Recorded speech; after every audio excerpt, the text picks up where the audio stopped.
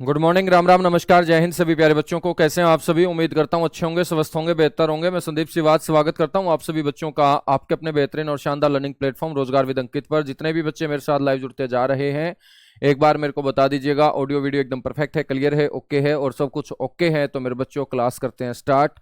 जहां हम पढ़ रहे थे हरियाणा में कृषि और पशुपालन खेती बाड़ी में, मैं आप लोगों को बता चुका था कि हरियाणा के अंदर कौन कौन सी फसल का जो उत्पादन है वो बड़े स्तर पे होता है। और खाए जाने वाली फसलों में सबसे ज्यादा गेहूं उगाया जाता है, वो उगाया भी सबसे ज्यादा जाता है और खाया भी सबसे ज्यादा जाता है। तो हम स्टार्ट कर रहे हैं मेरे बच्चों क्लास। और लास्ट में मैंने आपको बताया था चावल के बारे में। चावल के बारे में सारी की सारी बातें अपनी हो चुकी थी। उसके बाद जो अपनी फसल आपको ध्यान रखनी है, वो ध्यान रखनी है कपास यानी कॉटन।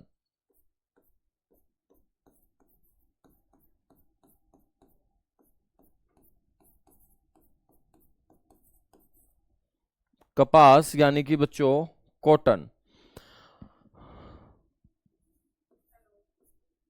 कपास कैसी फसल है? एक नकदी फसल है, ध्यान रखेंगे, ठीक है।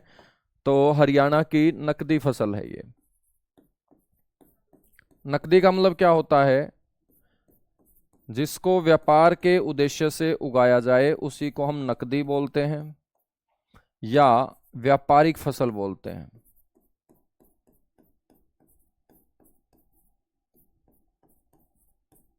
व्यापारिक फसल बच्चों बोलते हैं, ठीक है। सबसे ज्यादा जो उत्पादन है बच्चों वो कौन सा जिला करता है?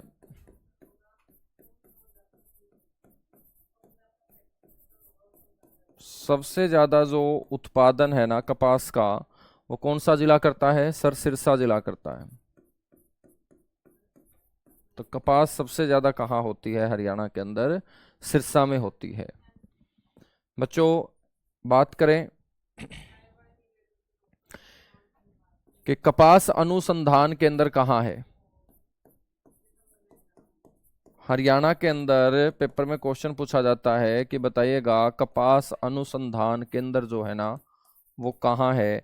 तो आप बोलेंगे कपास अनुसंधान केंद्र है सिरसा के अंदर। तो हरियाणा में कॉटन रिसर्च सेंटर कपास अनुसंधान केंद्र कहाँ होगा? सिरसा में होगा। और कपास कैसी फसल है आपकी? खरीफ की फसल है बच्चों। कपास के बाद ध्यान रखेंगे आप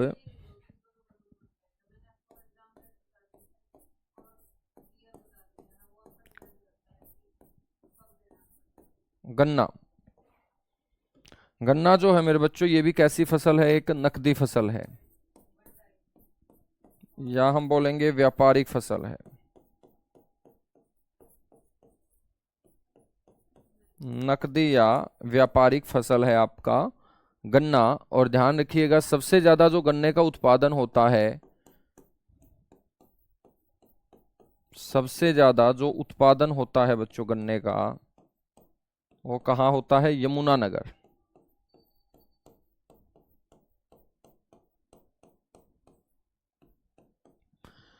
बात करें हम गन्ना प्रजनन केंद्र हरियाणा में बच्चों कब और कहाँ स्थापित किया गया था?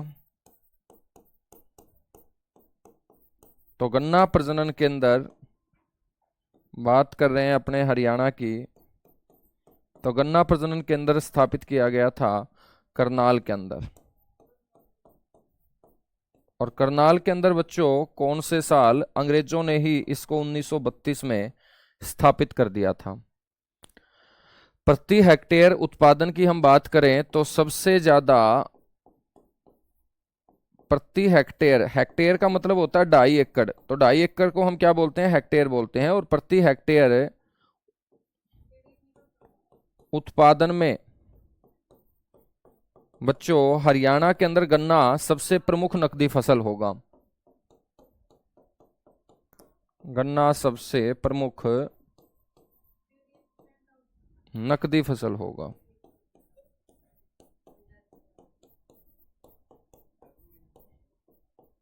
ठीक है। याद रखेंगे गन्ने के बारे में सारी बातें, सारी की सारी चीजें याद रखोगे? बिल्कुल याद रखेंगे, सब ओके है। गन्ने के बाद आ जाओ मेरे बच्चों, बात करेंगे किसकी? मक्के की। मक्का।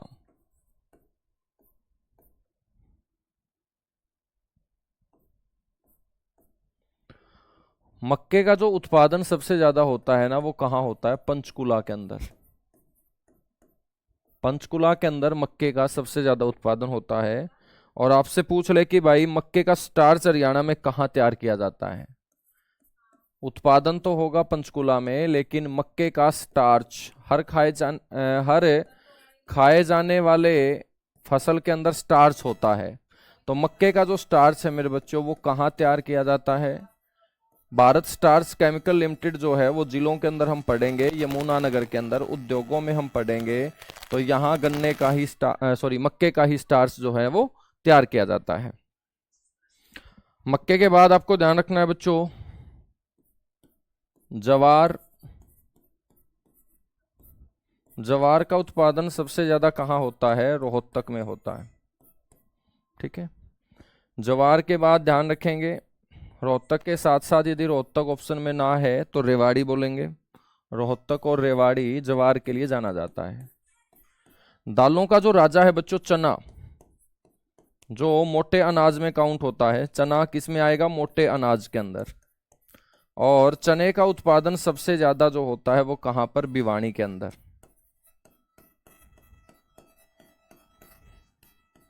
भिवानी और भिवानी के साथ साथ भिवानी के ही साथ लगता महेंद्रगढ़।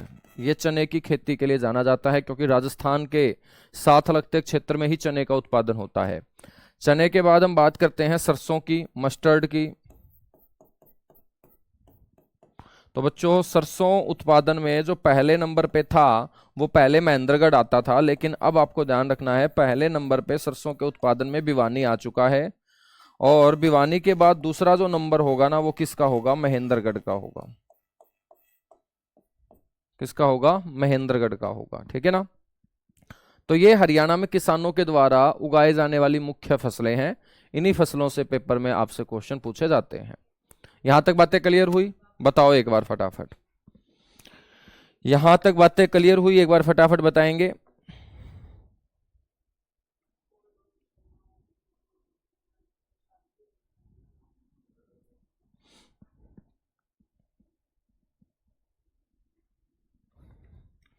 अब देखिएगा, ये तो मैंने आप लोगों को बता दिए हैं कि भाई कौन सी फसल के अंदर कौन सा जिला सबसे ऊपर है। अब मैं आपको हरियाणा के 22 जिलों में उगाए जाने वाली मुख्य फसलों के बारे में बता रहा हूं, क्योंकि एचएसएससी के अंदर एक बार ऐसा क्वेश्चन पूछा गया था कि भाई अंबाला की प्रमुख फसल कौन सी है। तो वहां पर एक अंबाला से पूछ लिया गया, तो बाकी जिलों से भी पूछा जा सकता है। भाई आज तो क्लास सही चल रही है यार, तुम आज तो हंगामा मत करो। बफरिंग हो रही है सर। भाई बफरिंग तो आपके इंटरनेट कनेक्शन की वजह से हो रही है।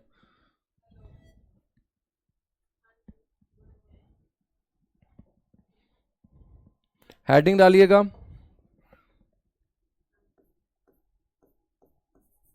हरियाणा के सभी जिलों की प्रमुख फसलें।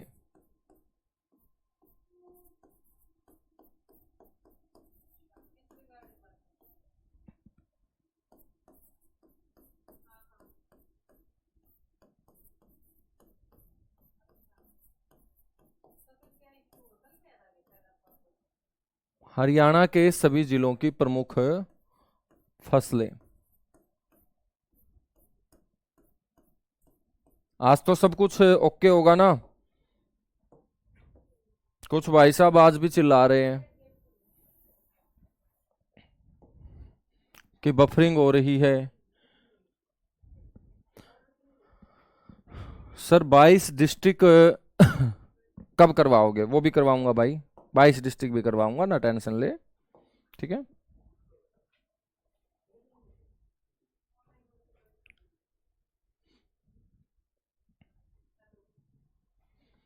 तो सबसे पहले बात करते हैं सिरसा की। सिरसा के अंदर कौन कौन सी मुख्य फसलें हैं जो उगाई जाती हैं?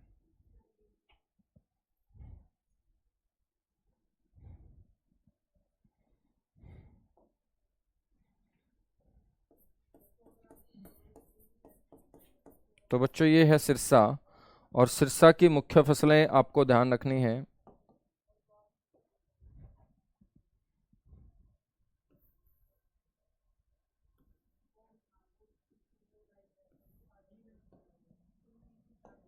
ध्यान रखेंगे गेहूं, चावल, कपास,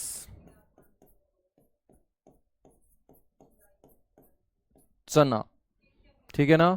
तो गेहूं, चावल, कपास, चना, ये सिरसा जिले की क्या होगी मेरे भाई, प्रमुख फसल होगी। ठीक है।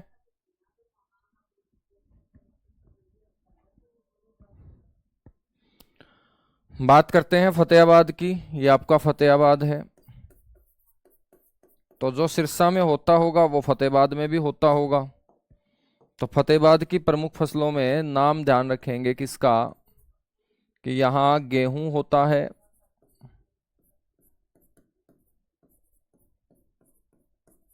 चावल होता है और कपास होता है। ठीक है। तो गेहूं, चावल, कपास मेरे बच्चों ये फतेहाबाद की क्या हो जाएंगी, प्रमुख फसलें आपकी हो जाएंगी। उसके बाद आ जाते हैं हिसार की तरफ।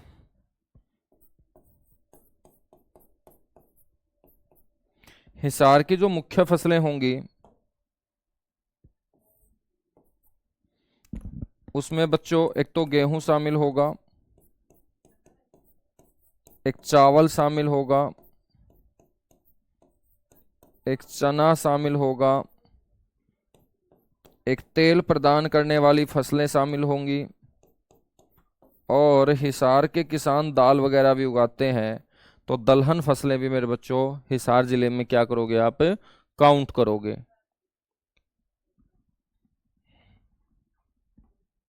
अब हम बात करते हैं भिवानी की।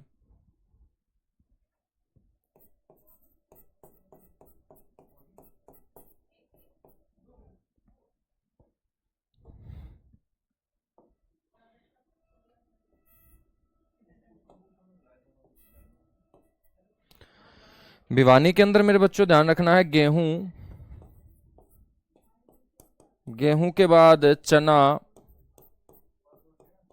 चना के बाद कपास, कपास के साथ साथ सरसों। ठीक है ना। तो ये आपकी भिवानी की क्या हो जाएंगी, मुख्य फसलें हो जाएंगी। सिरसा में अब गार्लिक भी होता है। अरे ऐसे तो पता नहीं सिरसा में क्या क्या होता है, लेकिन जो मुख्य फसलें हैं ना, जो ज्यादा एरिया में बोई जाती है, उन्हीं के बारे में हम चर्चा करेंगे। ठीक है।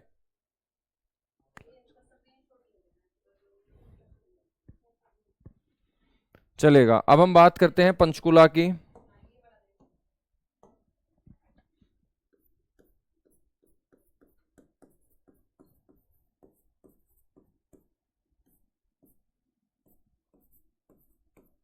तो पंचकुला में बच्चों गेहूं, चावल, मक्का। तो पंचकुला जिला जो होगा ना वो किसके लिए जाना जाएगा, गेहूं के उत्पादन के लिए, चावल के उत्पादन के लिए और मक्के के उत्पादन के लिए बच्चों पंचकुला जाना जाएगा। ठीक है।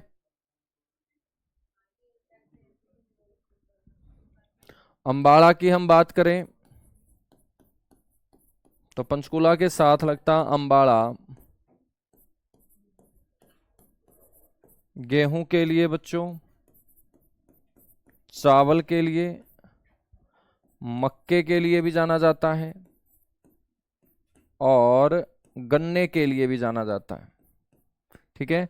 तो इस जिले में किसानों के द्वारा ये फसलें सबसे ज्यादा जो है उगाई जाती हैं।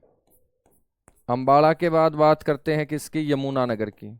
मैं फसलों का जिक्र कर रहा हूं, मसालों का जिक्र बाद में करेंगे, सब्जियों का जिक्र हम बाद में करेंगे। ठीक है।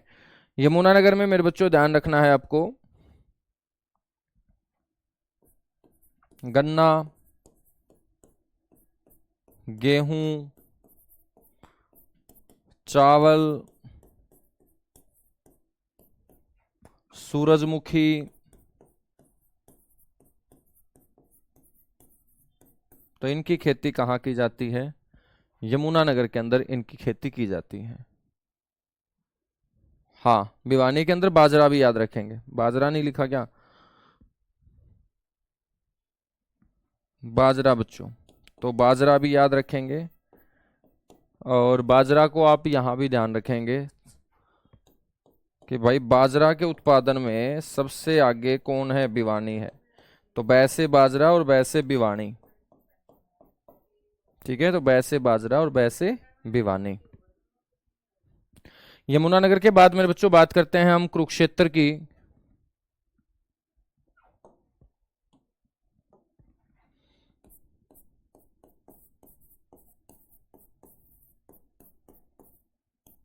तो कुरुक्षेत्र भी किसके लिए जाना जाता है? गेहूं के लिए जाना जाता है, गन्ने के लिए भी जाना जाता है, और बासमती चावल के लिए भी जाना जाता है।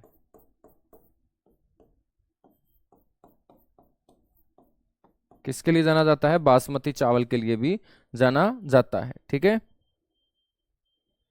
बात करें बच्चों करनाल की, तो करनाल को तो दान का कटोरा बोलते ही हैं चावल के उत्पादन के लिए। गेहूं के उत्पादन में बच्चों दूसरे नंबर पे आता है, तो गेहूं के लिए। गन्ना प्रजनन केंद्र है, तो यहाँ गन्ने की भी खेती होती है। और साथ ही साथ यमुनानगर में जो सूरजमुखी होता है वो करनाल के किसान भी उगाते हैं, तो सूरजमुखी का उत्पादन भी यहाँ किया जाता है। ठीक है, हाँ।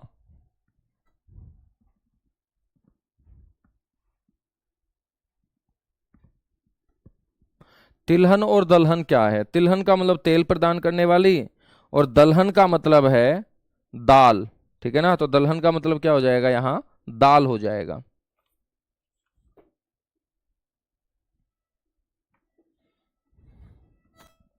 ठीक है, हाँ। और बाकी जो जिले हैं लगभग सारे के सारे कॉमन ही होंगे, तो इतने से जिले आप याद रख लेना, क्योंकि कई बार क्वेश्चन इस तरीके से पूछा गया था कि बताइएगा भाई अंबाड़ा की प्रमुख फसल कौन सी है।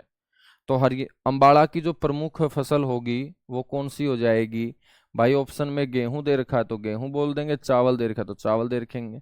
तो वहां ऑप्शन में ऐसे मिलेगा गेहूं, सूरजमुखी, ठीक है, बाजरा, सरसों। तो वहां पर अंबाड़ा की जो मुख्य फसल हो जाएगी ना, वो क्या हो जाएगी? गेहूं हो जाएगी। तो एसएससी ने एक बार ऐसे क्वेश्चन पूछा था, इसलिए मेरे बच्चों मैंने आपको ये 7-8 डिस्ट्रिक्ट पढ़ाए हैं जहां से क्वेश्चन आपसे पूछा जाएगा। ठीक है, जैसे कैथल का मैं जिक्र करूं,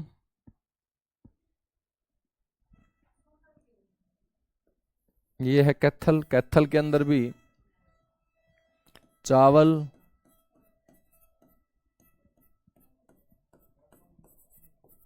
गेहूं, ठीक है।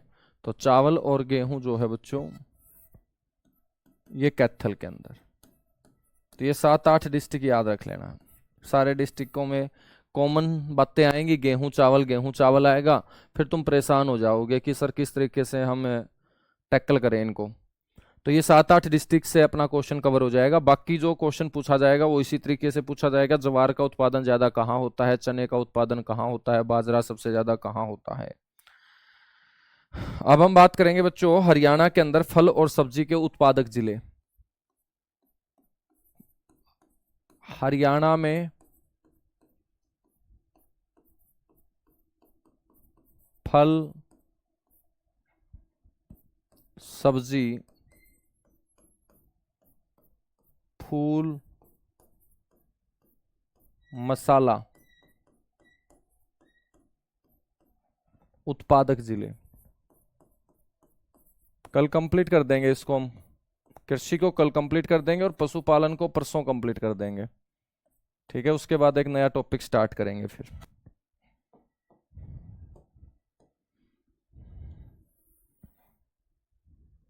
हरियाणा में फल, सब्जी, फूल, मसाला उत्पादक जिले। सबसे पहले बात करते हैं यहां पर हम फलों की, और फलों में मेरे बच्चों आ जाता है आम। ठीक है, तो ध्यान रखना है प्रदेश में सबसे ज्यादा उगाया जाने वाला फल है ये। आपसे पूछ रहे कि प्रदेश में सबसे ज्यादा कौन सी फसल उगाई जाती है, तो तुम बोलोगे गेहूं। प्रदेश में सबसे ज्यादा कौन सा फल उगाया जाता है, तो प्रदेश में सबसे ज्यादा उगाया जाने वाला फल होगा ये। ठीक है ना, तो सबसे ज्यादा क्या है? आम उगाया जाता है। तो आम बच्चों कहाँ कहाँ उत्पादित होता है, ये आपको ध्यान रखना है।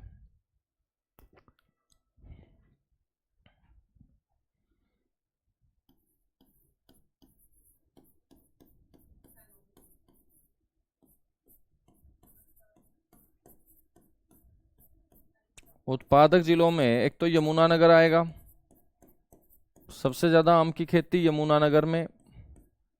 ठीक है, यमुनानगर के साथ मेरे भाई याद रखिएगा करनाल में, और याद रखिएगा अंबाला में। ये आम के क्या होंगे, उत्पादक जिले होंगे बच्चों। आम के बाद दूसरे नंबर पे आपको ध्यान रखना है केला और सेब। बच्चों देखिएगा, ना तो हरियाणा में केले की खेती हो सकती है और ना हरियाणा के अंदर सेब की खेती हो सकती, लेकिन केला और सेब के उत्पादन में एचएसएससी ने जिसको सबसे ऊपर माना वो फतेहाबाद जिला माना। अब फतेहाबाद में तुम जाके देख लो, कहीं पर भी तुम्हें केला और सेब नजर आ जाए तो, लेकिन ये आंसर एचएसएससी ने माना है, इसलिए मैं यहां लिख रहा हूं अकॉर्डिंग टू एचएसएससी। मेरे अकॉर्डिंग तो केला और सेब बच्चों हरियाणा में किसी भी जिले में नहीं हो सकता, लेकिन एचएसएससी वालों ने खेती कर दी भाई, अब क्या बताऊं। ठीक है, अब क्या बताऊं।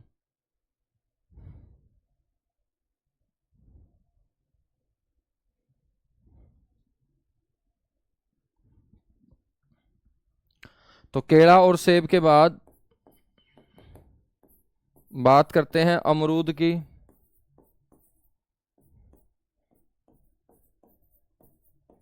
तो अमरूद का उत्पादन सबसे ज्यादा होता है करनाल के अंदर। इसके बाद ध्यान रखेंगे आंवले की। आंवला सबसे ज्यादा होता है बच्चों सिरसा के अंदर। आंवले के बाद ध्यान रखेंगे आड़ू और चिक्कू की। अभी गर्मियों में खाने को मिल रहे होंगे ना आड़ू और चिक्कू, तो मेरे बच्चों चलते ही रहते हैं। तो आड़ू और चिक्कू का उत्पादन कहाँ, सिरसा के अंदर मेरे बच्चों। ठीक है, आपसे कोई पूछ ले कि सीट्रस जो फल हैं, यानी कि खट्टे जो फल हैं, ठीक है, इनका उत्पादन कहाँ होता है हरियाणा में सबसे ज्यादा। इनका उत्पादन होता है सोनीपत में। कहाँ होता है बच्चों, सोनीपत के अंदर। ठीक है ना सर, सबसे ज्यादा आम तो अंबाड़ा में होते हैं। हम अंबाड़ा में नहीं होते, यमुनानगर में होते हैं, याद रखने लेना। ठीक है, अंबाड़ा का नाम अंबाड़ा बताया जाता है, आमों की अधिकता के कारण अंबाड़ा नाम पड़ा है, लेकिन अंबाड़ा से ही यमुनानगर अलग हुआ है। ठीक है ना, तो जब यमुनानगर अंबाड़ा का हिस्सा था तो पूरा का पूरा वो अंबाड़ा होता था ना, तो हम बोल देते थे कि अंबाड़ा में ज्यादा आम होते हैं। लेकिन अब जो है ना, ठीक है, अब जो है ना वो यमुनानगर में आप सबसे ज्यादा आम बोलेंगे। तो सीट्रस और खट्टे फल कहाँ, सोनीपत के अंदर। चलेगा, उसके बाद हम बात करते हैं भाई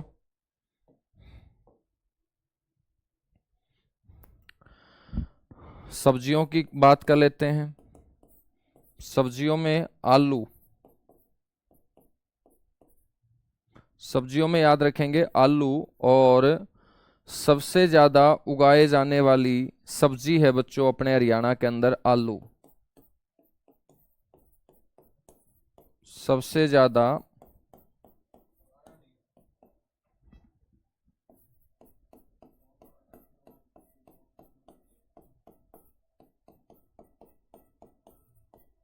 सबसे ज्यादा उगाए जाने वाली सब्जी है आलू।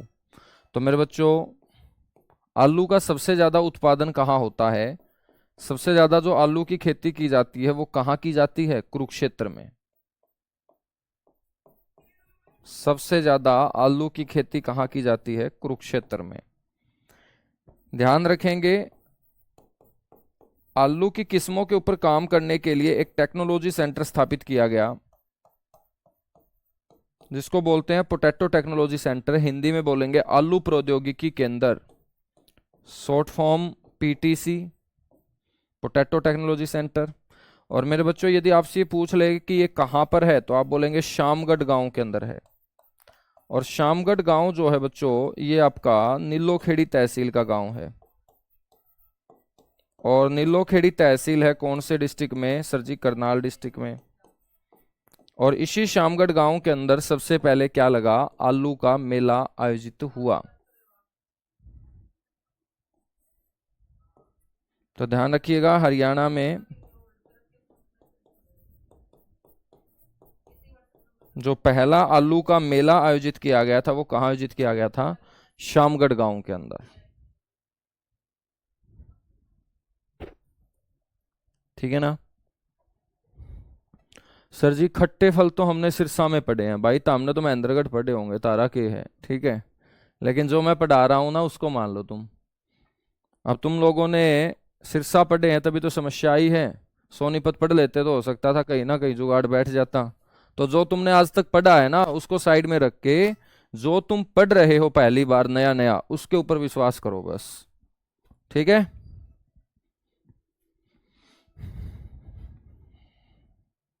ठीक है ना? अब आपने कहाँ से क्या पढ़ा है इसका तो मेरे को पता नहीं,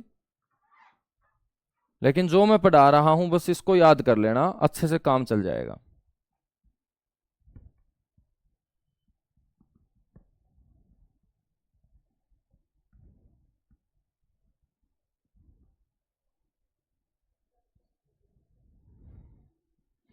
आलू के बाद बात करेंगे। आलू के साथ क्या फरी लेते हो तुम? आलू के साथ जब भी लड़कियां सब्जी खरीदती हैं तो आलू के साथ धनिया जब तक फरी ना ले इनको मजा नहीं आता। इनको लगता है कि पैसा जो दिया है ना सब्जी वाले को वो सारा का सारा व्यर्थ ही है। इसलिए धनिया जो है ना सब्जी वाला बड़े चाव से देता है। तो धनिया जो है बच्चों ये कहाँ होगा? जहां तुमने आलू उत्पादित किया वहीं पे धनिया भी उत्पादित होगा। तो धनिया कहाँ होगा बच्चों? कुरुक्षेत्र के अंदर होगा। उसके बाद ध्यान रखना है प्याज।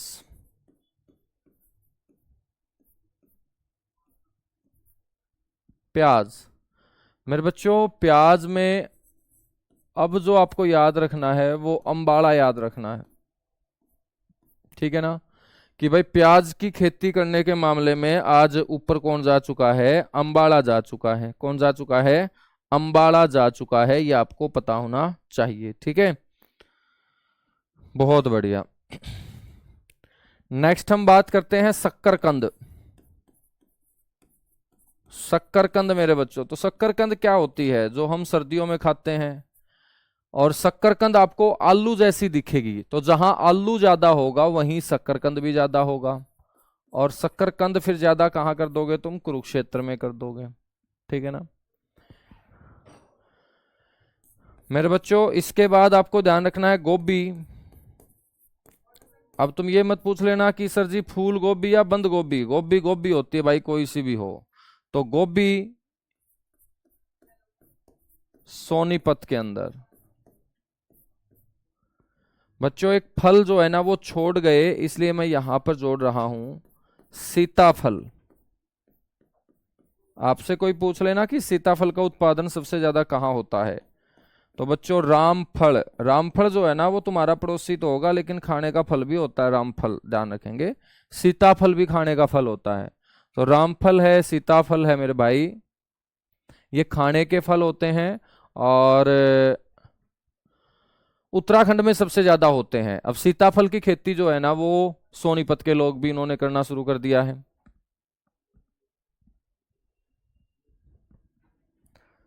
बच्चों सीताफल के बाद आपको ध्यान रखना है अगला जो मसाला सब्जी फूल जो होगा। सब्जियों में और क्या रह गया है जो हम खाते ज्यादा हैं? लगभग सारी की सारी सब्जियां ही आ गई होंगी।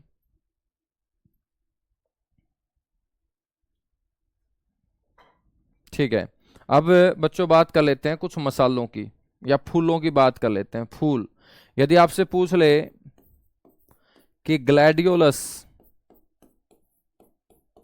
और रजनीगंधा, ग्लैडियोलस और रजनीगंधा, ठीक है ना, ये कहां पर उगाया जाता है? ये फूल है मेरे बच्चों और ये फरीदाबाद में उगाया जाता है। ये कहाँ उगाया जाता है? फरीदाबाद के अंदर। ठीक है ना? तो ग्लैडियोलस और रजनीगंधा फरीदाबाद के अंदर। नेक्स्ट आपको ध्यान रखना है ग्लैडियोलस कौन सा फूल होता है? तो किसी के गले में यदि वरमाला डाली है मेरे बच्चों तो एक सफेद रंग का फूल उस वरमाला में आपको नजर आएगा। और वो सफेद रंग का जो फूल होता है ना वो ग्लैडियोलस ही होता है। तो ग्लैडियोलस और रजनीगंधा जो है ये फरीदाबाद के अंदर। उसके बाद गेंदा। यदि आपसे कोई पूछ लेना कि गेंदा का उत्पादन कहाँ होता है, तो गै से गेंदा और गै से गुरुग्राम। ठीक है, तो गै से गेंदा और गै से गुरुग्राम। उसके बाद आ जाओ मेरे बच्चों, गुलाब। हाँ, अब थोड़ा सा चेहरे के ऊपर खुशी आई होगी, गुलाब का नाम लिया है तो, है ना।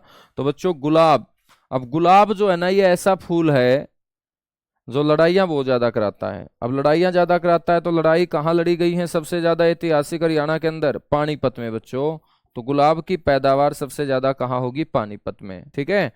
वैसे अपने आसपास चंडीगढ़ जो है ना, वो गुलाब की खेती के लिए जाना जाता है, लेकिन हरियाणा की बात हो रही है। हरियाणा में बच्चों चंडीगढ़ शामिल नहीं होगा, हरियाणा में 22 जिले ही शामिल होंगे। उन 22 के अंदर आपको ध्यान रखना है, गुलाब की पैदावार पानीपत में ज्यादा होती है। उसके बाद आ जाओ मेरे बच्चों, सूरजमुखी। सूरजमुखी का फूल, अब सूरजमुखी तो मैंने आपको बता ही दिया था ना, अंबाड़ा के अंदर।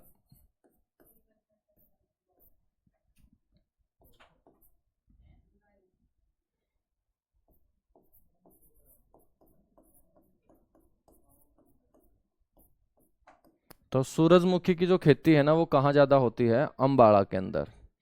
बच्चों एक मशरूम हमने छोड़ दिया, मशरूम, या हम खुम्बी बोल देंगे। तो मशरूम और खुम्बी का उत्पादन ज्यादा होता है कहाँ? सोनीपत के अंदर। सोनीपत का खुबड़ू गांव मशरूम की खेती के लिए जाना जाता है। इसके अलावा मेरे भाई फलों के अंदर स्ट्रॉबेरी,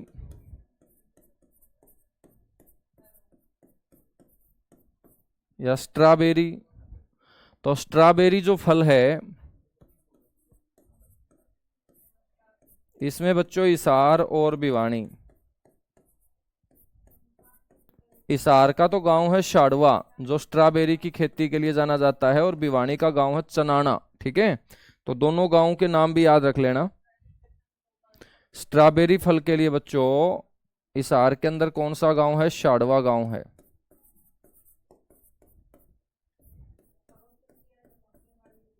और भिवानी का गांव आपसे पूछ ले तो चनाना गांव। और ये जो चनाना गांव है भिवानी जिले का, इस गांव को हरियाणा में स्ट्रॉबेरी हब के नाम से भी जाना जाता है। किस किस नाम से जाना जाता है इसे? Strawberry hub of Haryana.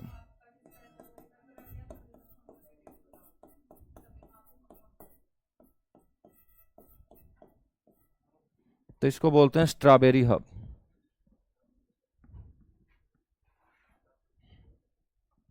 हाँ, अंबाला भी याद रख लेना भाई सूरजमुखी के लिए। ठीक है, अंबाला, यमुनानगर। यदि यमुनानगर ऑप्शन में नहीं है तो अंबाला बोलेंगे, क्योंकि यमुनानगर अंबाला से ही अलग हुआ है। तो दोनों के दोनों सूरजमुखी के लिए जाने जाएंगे। करनाल भी जाना जाएगा। यहां तक बातें क्लियर हुई? बताओ एक बार फटाफट।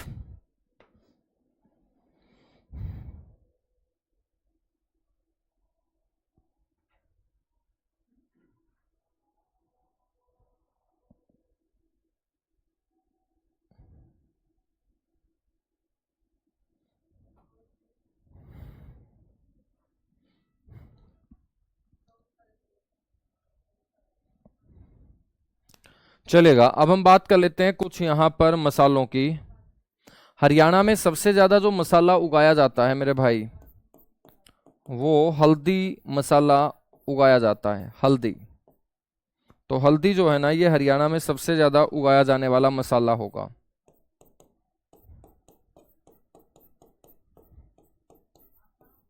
सबसे ज्यादा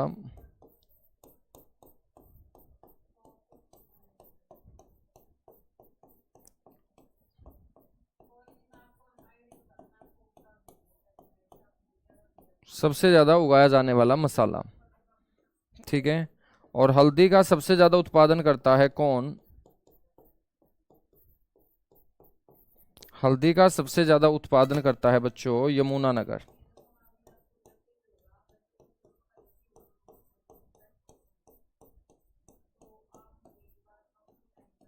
यमुनानगर सबसे ज्यादा हल्दी का उत्पादन करता है। ये भी ध्यान रखेंगे कि हल्दी का उत्पादन करने के बाद उस हल्दी को पीस कर अपने घरों में पहुंचाया जाता है, जो अपनी रसोइयों में रखा हुआ है सब्जी में यूज करने वाला मसाला हल्दी। तो बच्चों, हल्दी का मसाला तैयार करने के लिए हरियाणा में एक ही प्रोसेसिंग प्लांट है अभी तक, और एक है तो इसलिए इंपॉर्टेंट है कि हरियाणा में एकमात्र हल्दी प्रोसेसिंग प्लांट कौन से जिले में स्थापित है। तो मेरे बच्चों, एकमात्र हल्दी प्रोसेसिंग प्लांट याद रखना है रादौर के अंदर है, और रादौर जो है वो किसका हिस्सा होगा? यमुनानगर का। रादौर यमुनानगर, ठीक है। रादौर यमुनानगर, स्थापना पूछ ले दोस्त तो 2009 का नाम लेंगे। कब स्थापित किया गया? ये 2009 के अंदर स्थापित किया गया, ठीक है। अब मनोहर लाल खट्टर ने मेरे बच्चों अपने कार्यकाल के दौरान एक और हल्दी प्रोसेसिंग प्लांट स्थापित किए जाने की घोषणा की थी। तो ध्यान रखिएगा, जो दूसरा हल्दी प्रोसेसिंग प्लांट है ना, ये कहां पर प्रस्तावित है? हरियाणा में।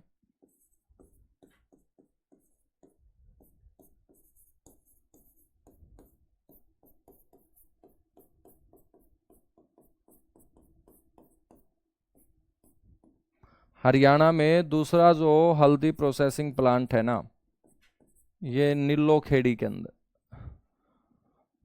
नीलोखेड़ी के अंदर ना बोल के दोस्त, तरावड़ी में बोलेंगे। हाँ, दोनों के दोनों पास पास हैं, तरावड़ी। और तरावड़ी है करनाल का हिस्सा, नेशनल हाईवे 44 के ऊपर स्थित है, ठीक है। ये प्रस्तावित है, अभी तक बना नहीं है। इसकी घोषणा की गई थी खट्टर सरकार के द्वारा कि भाई एक और हल्दी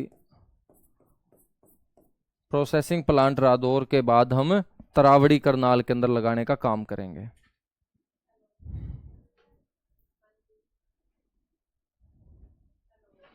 गुरुजी मिर्च रहेगी, मिर्च मिर्च भी बात करांगे भाई। जहां हल्दी ज्यादा होगी वहां मिर्च ज्यादा होगी, ठीक है ना। तभी तो बोलते हैं हल्दी मिर्च खाया करो, तो हल्दी मिर्च इकट्ठे रहते हैं। तो दोस्त याद रखिएगा, मिर्च, मिर्च चाहे लाल हो चाहे हरी हो, ठीक है। मिर्च का उत्पादन सबसे ज्यादा कहां होगा? यमुनानगर में होगा, ठीक है भाई। उसके बाद जो है ना आ जाता है मेथी।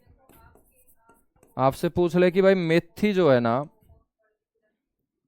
इसका उत्पादन सबसे ज्यादा कहां होता है? तो मेथी का उत्पादन सबसे ज्यादा होता है गुरुग्राम में, ठीक है। तो ये हरियाणा की प्रमुख फसलें थी, फल थे, सब्जियां थी, मसाले थे। बस इतने से याद रखने। 20 मैंने आइटम तुम्हें बताए हैं, 20 आइटम से एक पेपर में पूछ लिया जाता है। यहां तक बातें क्लियर हुई? एक बार सारे के सारे कमेंट करेंगे जितने भी बच्चे जुड़े हुए हैं बड़ी संख्या में। फिर कुछ और बातें मेरे भाई यहां से हम करते हैं, कुछ अच्छी अच्छी बातें और मैं आप लोगों को यहां पर बताता हूं।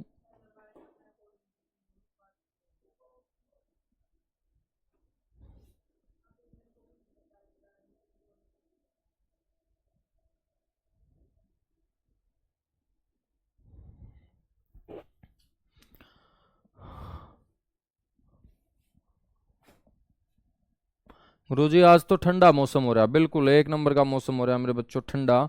तो चलिएगा, अब हम कुछ महत्वपूर्ण तथ्य पढ़ लेते हैं इस टॉपिक से और फिर इसको कर लेंगे कंप्लीट। तो जितने भी खेती बाड़ी से जुड़े हुए हमारे महत्वपूर्ण क्वेश्चन हैं, महत्वपूर्ण तथ्य हैं, उनको हम डिस्कस कर लेते हैं।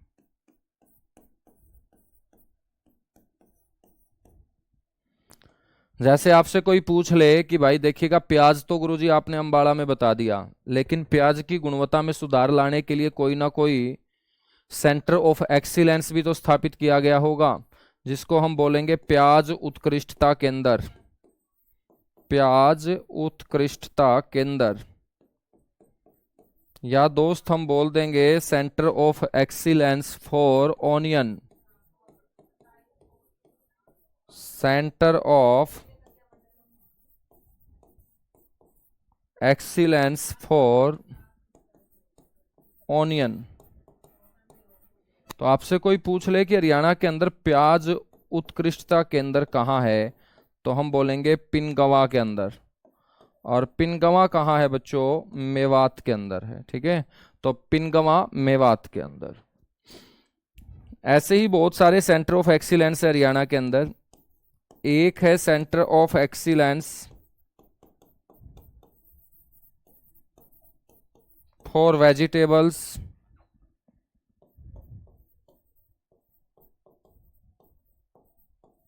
जिसको हम बोलेंगे सब्जी उत्कृष्टता केंद्र। तो सब्जियों में उसकी गुणवत्ता में सुधार लाने के लिए बच्चों ये सेंटर ऑफ एक्सीलेंस जो है ना हरियाणा में स्थापित किए गए हैं, सब्जी उत्कृष्टता केंद्र। और सबसे पहले जो सेंटर ऑफ एक्सीलेंस स्थापित किया गया था वो सब्जी उत्कृष्टता केंद्र ही स्थापित किया गया था, और ये स्थापित किया गया गरोंडा के अंदर। और गरोंडा आप सभी को पता है नेशनल हाईवे 44 के ऊपर, करनाल से निकलते ही गरोंडा ही नजर आएगा तुम्हें। ठीक है बच्चों, ये सबसे पहला है, तो इसकी स्थापना बड़ी इंपॉर्टेंट है कि इसकी स्थापना कब की गई थी। तो पहला है तो स्थापना याद रखना जरूरी है 2011 के अंदर। अब 2011 में इसको जो स्थापित किया गया था वो कौन से देश के सहयोग से, इजराइल देश के सहयोग से। कौन से देश के सहयोग से, इजराइल देश के सहयोग से। तो भारत और इजराइल खेतीबाड़ी के क्षेत्र में एक दूसरे का साथ देते हैं, सहयोग करते हैं बच्चों। जब आपस में एक दूसरे की टेक्नोलॉजी का इस्तेमाल करके वो सहायता करते हैं तो उन प्रोजेक्टों को हम इंडो इजराइल प्रोजेक्ट बोलते हैं। क्या बोलते हैं उसको, इंडो इजराइल प्रोजेक्ट। इंडो का मतलब इंडिया, इजराइल का मतलब इजराइल। भारत और इजराइल जो मिलके प्रोजेक्ट के ऊपर काम करेंगे उसको बोलेंगे इंडो इजराइल प्रोजेक्ट। ठीक है,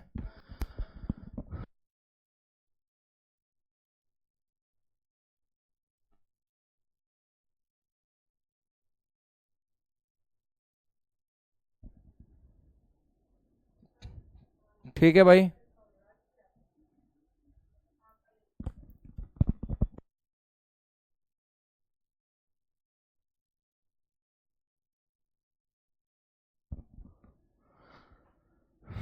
तो centre of excellence for vegetables.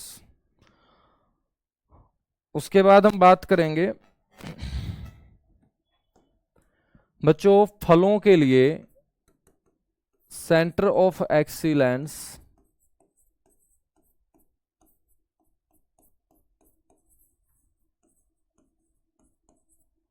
For fruits, यानी कि फल उत्कृष्टता के अंदर।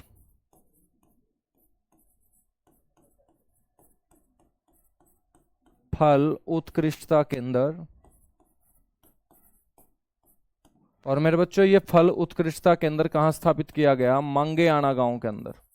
इसको मंजियाना तुम बोल देते हो लेकिन ये मंजियाना नहीं, मांगेआना गांव है। ठीक है, लेकिन सारी किताबों में ये मंजियाना ही लिख रखा है, तो मैं भी मंजियाना एक बार लिख देता हूं, लेकिन गांव का नाम मांगेआना है। और ये गांव मांगेआना है कौन से डिस्ट्रिक्ट में, सिरसा डिस्ट्रिक्ट में। डिस्ट्रिक्ट कौन सा होगा, सिरसा। ठीक है बच्चों, फल उत्कृष्टता केंद्र जो है ये भी इंडो इजराइल प्रोजेक्ट का हिस्सा है, और इसकी स्थापना 2013 में की गई थी। 9.70 करोड़ रुपए की लागत मेरे बच्चों इसके ऊपर आई थी। ठीक है, स्थापना 2013 में। उद्घाटन हरियाणा के मुख्यमंत्री जो उस समय थे भूपेंद्र सिंह हुड्डा, उनके द्वारा किया गया था।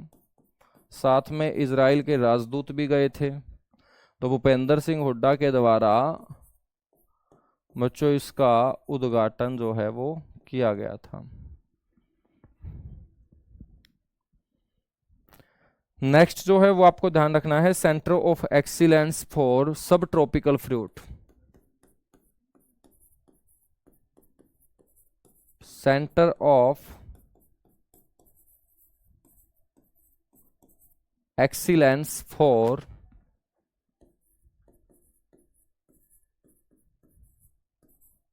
सब ट्रॉपिकल फ्रूट्स।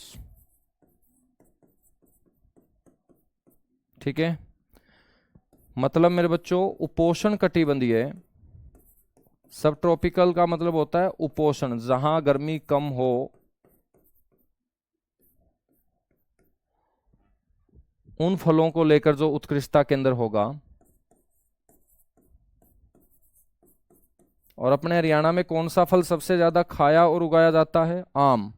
तो बच्चों आम जो है ना वो सब ट्रॉपिकल फ्रूट है।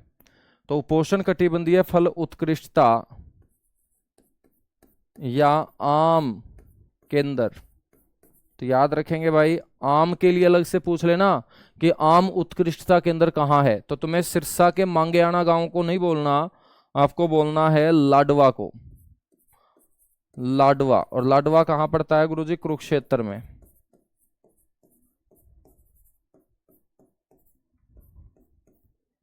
ठीक है ना, याद रखेंगे, बिल्कुल याद रखना पड़ेगा। नेक्स्ट है centre of excellence for flower.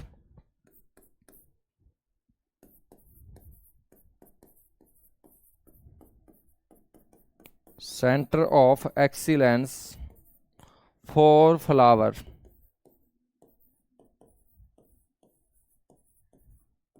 मतलब मेरे बच्चों फूल उत्कृष्टता केंद्र।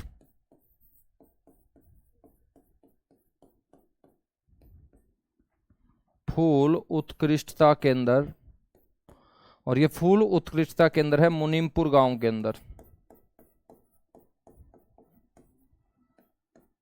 और गांव मुनीमपुर जो है ना वो कहाँ है?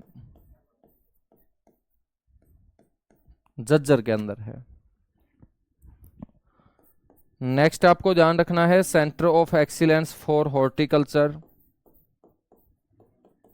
ये सारे के सारे सेंटर ऑफ एक्सीलेंस याद रख लेना। Centre of excellence for horticulture, horticulture का मतलब क्या होगा भाई? हॉर्टिकल्चर का मतलब होगा बागवानी, तो हिंदी में बोलेंगे बागवानी उत्कृष्टता केंद्र। और आपसे पूछ ले कि बागवानी उत्कृष्टता केंद्र कहाँ है, तो भिवानी जिले की लोहारू तहसील के अंतर्गत एक गांव आता है दोस्त, गिगनाऊ गांव। कौन सा गांव? गिगनाऊ। तो इस गिगनाऊ गांव के अंदर ये बना हुआ है, लोहारू गिगनाऊ रोड के ऊपर।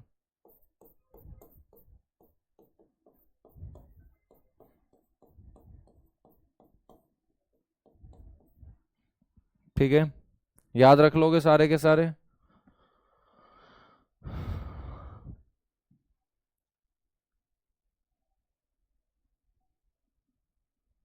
हाँ, एक और आपको ध्यान रखना है, मधुमक्खी पालन केंद्र, ये भी इंडो इजराइल प्रोजेक्ट का हिस्सा है। मधुमक्खी पालन केंद्र, बच्चों मधुमक्खी जो पालन केंद्र है ये रामनगर के अंदर है, और रामनगर पड़ता है शाहाबाद तहसील में।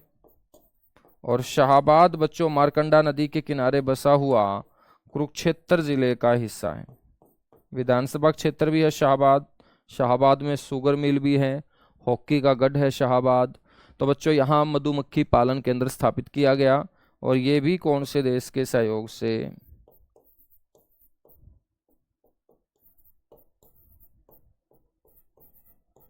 इजराइल देश के सहयोग से। ठीक है, किस देश के सहयोग से? इजराइल देश के सहयोग से। बच्चों जहां पर यह मधुमक्खी पालन केंद्र स्थापित किया गया है, यहीं पर घोषणा की गई कि हम देश की सबसे बड़ी शहद मंडी जो है ना वो स्थापित करेंगे। तो नेक्स्ट आपको ध्यान रखना है कि सबसे बड़ी जो शहद मंडी होगी देश की वो कहां स्थापित की जाएगी? रामनगर के अंदर। देश की सबसे बड़ी शहद मंडी, तो याद रखोगे देश की सबसे बड़ी शहद मंडी कहां स्थापित की जाएगी गुरुजी? रामनगर शाहाबाद कुरुक्षेत्र में ही। रामनगर शाहाबाद कुरुक्षेत्र। अब मंडियों का जिक्र है तो सारी की सारी मंडी जो है ना एक साथ पढ़ लेते हैं। जैसे आपसे पूछ लेगा कि हरियाणा के अंदर सेब मंडी कहां स्थापित है? हरियाणा में सेब मंडी कहां स्थापित है भाई? तो सेब मंडी है दोस्त पिंजौर के अंदर। और पिंजौर के अंदर जो आप लोग एचएमटी ट्रैक्टर के पुर्जे पढ़ा करते थे कि एचएमटी ट्रैक्टर के पुर्जे पिंजौर में बनते हैं, तो उस पिंजौर की जमीन के ऊपर अब मेरे बच्चों एप्पल मार्केट यानी कि सेब मंडी स्थापित की जा चुकी है।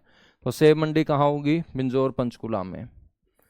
मसाला मंडी पूछ ले अपने हरियाणा के अंदर कि भाई मसाला मंडी जो है ना वो कहाँ पर बनाई जाएगी? तो ये मसाला मंडी बनाई जाएगी सिरसा गांव के अंदर। तो सिरसा गांव बच्चों कहाँ पड़ता है? सोनीपत के अंदर।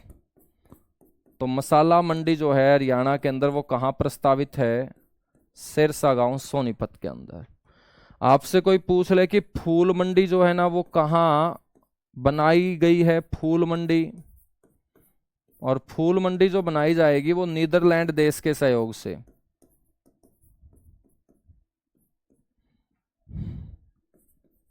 ठीक है ना? फूल मंडी जो बना रहे हैं हम वो कौन से देश के सहयोग से? नीदरलैंड देश के सहयोग से बना रहे हैं बच्चों। और फूल मंडी गुरुग्राम के अंदर, गुरुग्राम के अंदर। ठीक है। इसके बाद आपसे कोई पूछ ले कि बताइएगा एशिया की दूसरी सबसे बड़ी अनाज मंडी कहाँ है? तो बच्चों एशिया की दूसरी सबसे बड़ी अनाज मंडी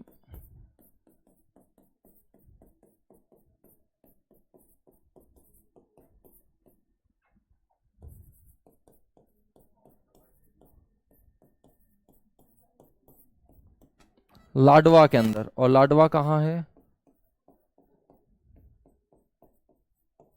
कुरुक्षेत्र में। ठीक है। पहली सबसे बड़ी मंडी कहाँ होगी एशिया की? चीन में होगी। दूसरी कहाँ है भाई? लाडवा के अंदर है। उसके बाद आपको ध्यान रखना है अंतर्राष्ट्रीय फल और सब्जी मंडी। याद कर लोगे ना सारे के सारे? एक बार कमेंट करके बताओ। कहीं मैं वैसे ही लिखवाते जा रहा हूँ भाई साहब, इतनी बातें तुम याद ही ना करो। बस तुम लोग एक ही बात सोचते रहते होगे कि पेपर कब आएगा, पेपर कब आएगा, लेकिन ये नहीं सोच रहे होंगे कि याद भी हमें को करना है। तो अंतर्राष्ट्रीय फल और सब्जी मंडी जो होगी ना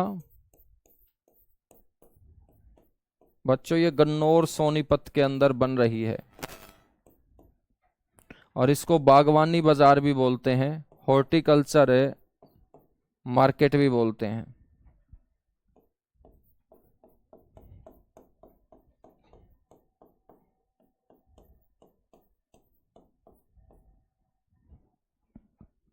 ठीक है। सर जी दादरी में बहुत बारिश आ रही है। तो बारिश दादरी में है, यहाँ तो गर्मी पड़ रही है भाई। ठीक है। हालांकि मौसम आज सही है पहले की तुलना में। तो इतनी सी बातें आज करते हैं, बाकी हम मिलेंगे कल की क्लास में। और कल मेरे बच्चों इसको हम कर लेंगे कंप्लीट टॉपिक को, और फिर हम पढ़ेंगे पशुपालन। हरियाणा के अंदर पशुपालन 1 घंटे में पशुपालन हो जाएगा। फिर उसके बाद टॉपिक पढ़ेंगे फॉरेस्ट डिपार्टमेंट, वन विभाग हरियाणा का। हरियाणा का वन विभाग पढ़ने के बाद मेरे बच्चों आपको मैं फिर परिवहन ट्रांसपोर्ट पढ़ाऊंगा। ठीक है। उसके बाद हम ऊर्जा संसाधन खनिज संसाधन पढ़ेंगे।